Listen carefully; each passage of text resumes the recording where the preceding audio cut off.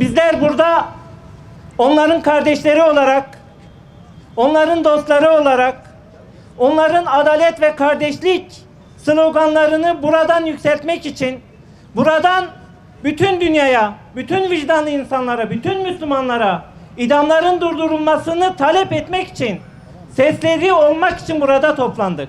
Bu adaletin, tevhidin, özgürlüğün Rabiası, bu kardeşliğin Rabiası ve Tekbir! Allahu Ekber! Tekbir! Allahu Ekber! Tekbir! Allahu Ekber! ve hep birlikte şunu söylüyoruz. Katil Sisi hesap verecek.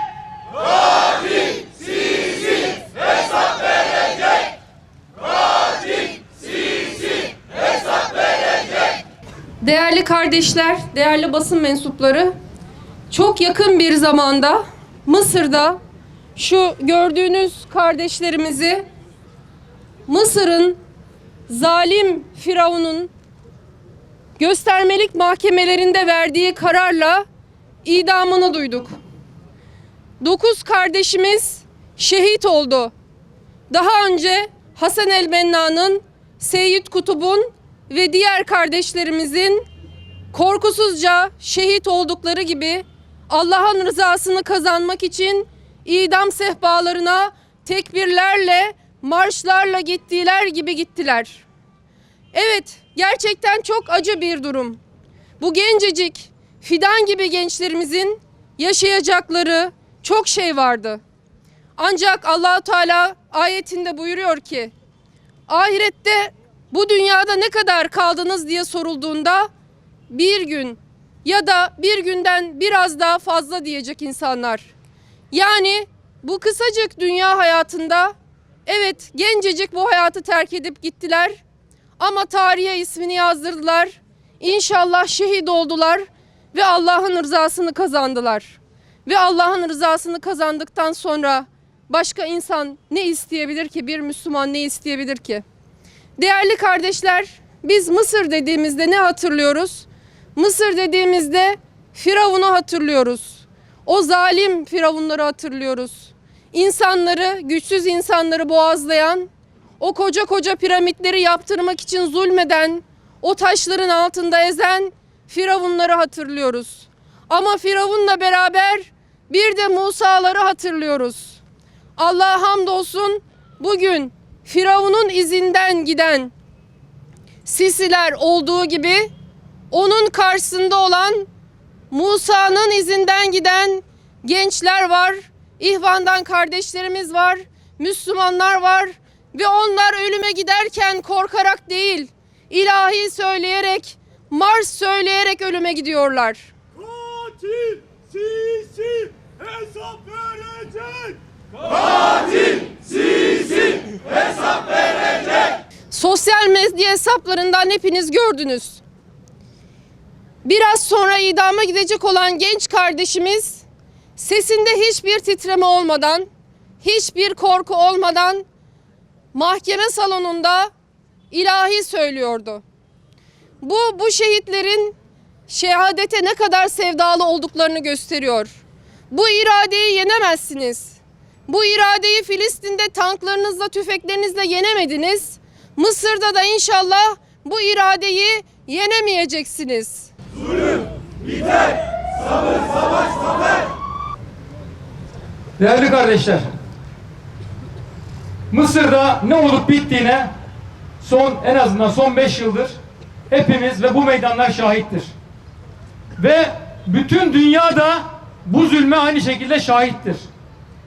Darbe yapıldığında darbeye darbe diyemeyenler, katliamlara katliam diyemediler ve şimdi de utanç içinde, alçakça, işbirlikçilik içinde bu cinayetleri, bu katliamları seyrediyorlar. Sisi zaliminin işlediği bütün cinayetlere, bütün zulümlere İslam dünyasındaki despotlar da, emperyalistler de ortaktır. Kardeşler, sadece Mısır'da değil, her yerde aynı tabloyu görüyoruz. Suriye'de de, Bangladeş'te de, Irak'ta da, Mısır'da da ve coğrafyamızın her bir yerinde İslam harekete savaş açmış zalimler, emperyalistlerin desteğiyle ve işbirlikçilerin, bunların kimisi gazeteci, kimisi siyasetçi, kimisi akademisyen, kimisi hoca kılıklı, ama İslam harekete düşmanlık noktasında zalimlerin, despotların dal kavukluğuna soyulmuş bu işbirlikçilerin de yardımıyla savaş sürüyor, katliamlar devam ediyor. İslami hareket engellenemez. İslami hareket engellenemez. İslami hareket engellenemez. Kardeşler, bütün bu olanlardan sonra tabloya baktığımızda ne görüyoruz? Evet, biz bu zalimleri tanıyoruz. Bu zalimler Müslümanlara düşmanlık noktasında hiçbir sınır tanımayan, her türlü zulmü icra eden, Mısır örneğinde olduğu gibi Mısır'ı bir açık hava hapishanesine çeviren, işkencehaneye çeviren ve bütün dünyanın sessizliğiyle şimdi idamlara, katliamlara devam eden bu zalimler kimdir dediğimiz zaman şu tabloyu çok net görüyoruz. İşte gördünüz, Şarm-ı Şeyh'te Avrupa'nın 24 liderini ağırlıyor Sisi ve onlarla birlikte neşeli pozlar veriyor.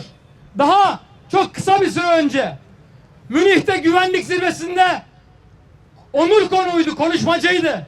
Aynı şekilde teröre karşı faaliyet, teröre karşı mücadele adı altında İslam harekete düşmanlık, Müslümanlara düşmanlık, İslam hareketi ezme, sindirme faaliyetini hep birlikte icra ediyorlar.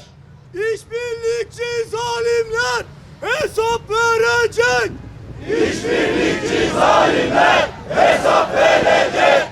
İşbirlikçi zalimler hesap verecek. Aynı şekilde kardeşler, biz dünyanın egemenlerini de görüyoruz ve tanıyoruz.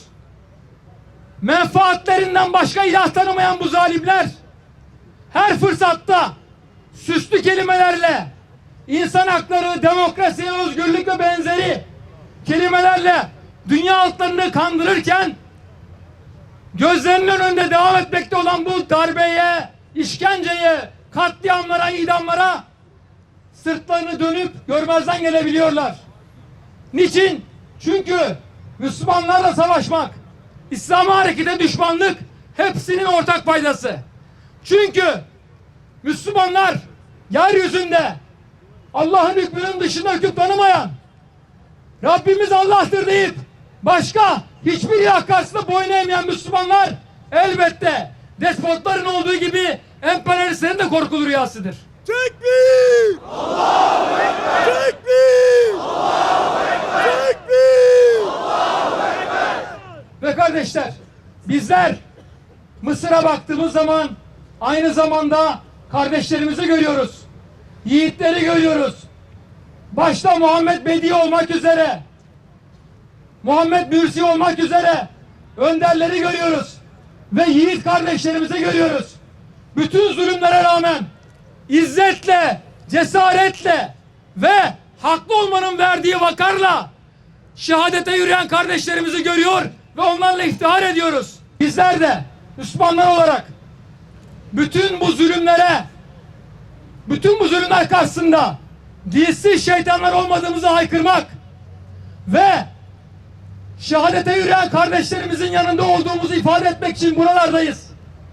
Dün olduğu gibi bugün de kardeşlerimizin, mücahitlerin Mısır'da ve dünyanın her bir yerinde direnen Müslümanların yalnız olmadığını haykırmak için buradayız.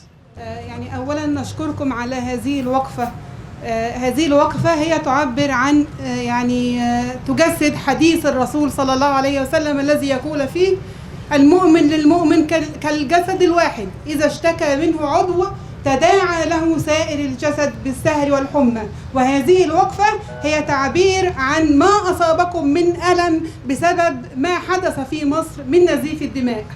هذا هو طريق الحق الذي اخترناه وارتضيناه، وهذا ما يحتمه علينا إسلامنا.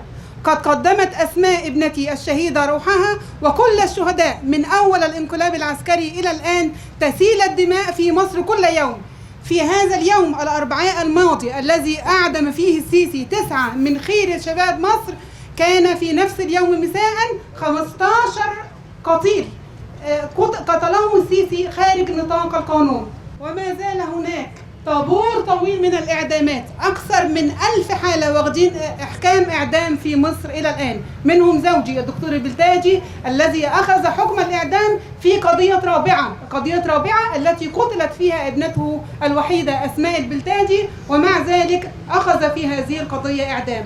المؤمنون إخوة، ونريد منكم أن تحققوا هذه الإخوة بمثل هذه الأخوة، بمثل هذه الوقفات التي تنددون فيها بهذا الظلم الذي يجري في مصر. هذا التفاعل الذي نراه منكم، وبالذات بعد هذه الإعدامات، نريد منه الكثير. ندير كثرة التفاعل مع قضايا المظلومين في كل مكان، سواء في مصر أو في سوريا أو في فلسطين أو في بورما، فإنما المؤمنون إخوة. نريد أن نحقق ونطبق هذه الآية على هذه الوقفة، ونتمنى مزيدا من التفاعل مع قضانا ومع كل قضايا المظلومين. ولا تعلمون أن هذه الوقفة عندما يراها الأحرار إخوانكم في مصر فترفع من روحهم المعنوية، ويشعروا أن هناك إخوة لهم في تركيا يتضامنون معهم، وهذا حق المسلم على المسلم. شكرا لكم. Müslüman uyuma, kardeşine sahip çık. Müslüman uyuma, kardeşine sahip çık.